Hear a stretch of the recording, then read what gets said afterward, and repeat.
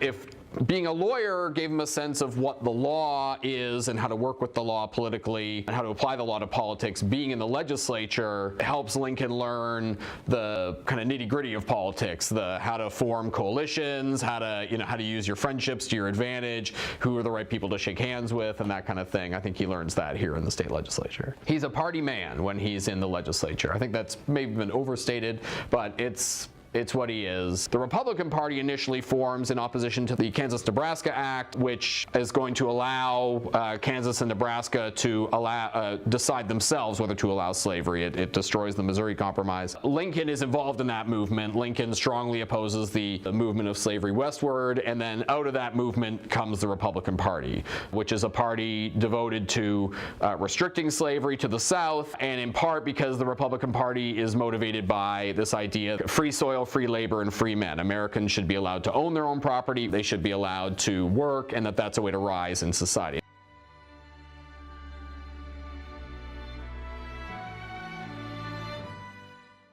Tim Butler, I'm a state representative from the 87th district here in Illinois. I live in Springfield. Living in Springfield, Abraham Lincoln is omnipresent. He's everything in the community. He's the reason that Springfield is what it is today. I think to serve in his basically the same legislative seat, he's somebody who advocated for the people that he represented. He was a fierce advocate for the people of Sangamon County.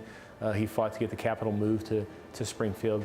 He went to bat for the local issues that the people of Sangamon County elected him to advocate for. So that's, when I'm in the legislature, that's one of the things I think about a lot, is somebody who advocated for his local folks he represents. But I think on the larger scale, obviously, he did so much for our country. He kept the Union together. I mean, he really got us through the most dark time in the 240-plus year history of our country. I don't think we'll ever have, I really don't believe we'll ever have another president like Abraham Lincoln. He is the greatest president, and that really means a lot. This is a very contentious time in our country that we're living in right now. And I think it's very easy to make the connection to Lincoln and the time that he lived in. I think his leadership on how he helped heal a divided country is a true legacy that's left behind that we can look at today and figure out ways to move ourselves forward. Those of us, especially in elective office, have to use Lincoln as an example of how we can bring people together and try to move us forward. We know we're never going to see completely eye to eye on issues, and Lincoln never did as well. But I think if we can use his example and find ways to find common ground, that's a good path forward.